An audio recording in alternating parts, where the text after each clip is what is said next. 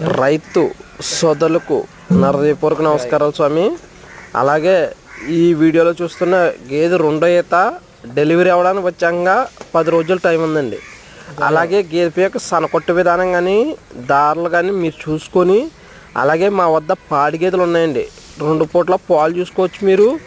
అలాగే మా అడ్రస్ వచ్చి కాకినాడ జిల్లా జగ్గంపేట మండలం రావరం గ్రామం. రైతులందరూ కూడా మీరు మా వద్దకు వచ్చి గేదె యొక్క సనకొట్టు విధానం కానీ గేదె రకం కానీ క్వాలిటీ కానీ చూసుకోవచ్చు. అలాగే